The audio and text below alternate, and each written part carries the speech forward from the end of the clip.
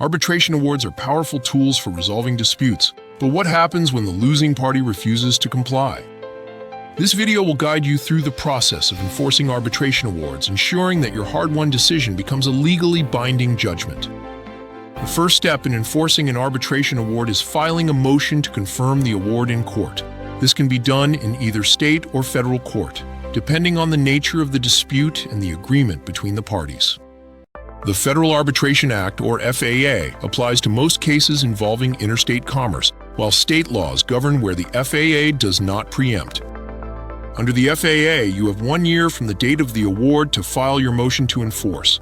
This timeline is crucial, as waiting too long could jeopardize your ability to collect. When filing, you'll need to submit several key documents, including the arbitration agreement, the award itself, and any relevant notices or affidavits. Courts generally favor enforcing arbitration awards, and the grounds for challenging them are limited. The losing party may attempt to vacate or modify the award, but they must do so within 3 months under federal law or 90 days under most state laws.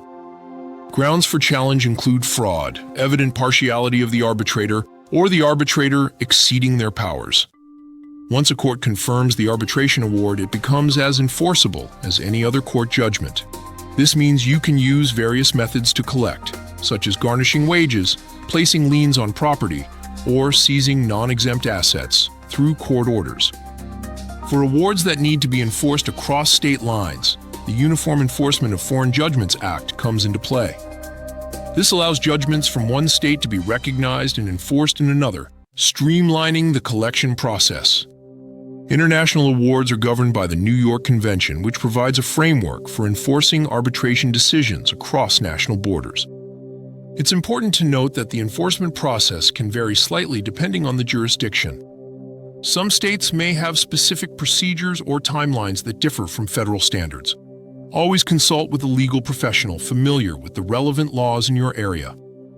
To recap, the key steps in enforcing an arbitration award are filing a timely motion to confirm, submitting the necessary documentation, addressing any challenges from the opposing party, and utilizing available collection methods once the award is confirmed as a judgment.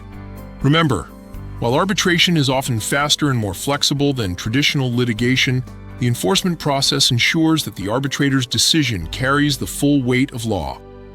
By understanding and following these procedures, you can turn your arbitration victory into a tangible and enforceable result.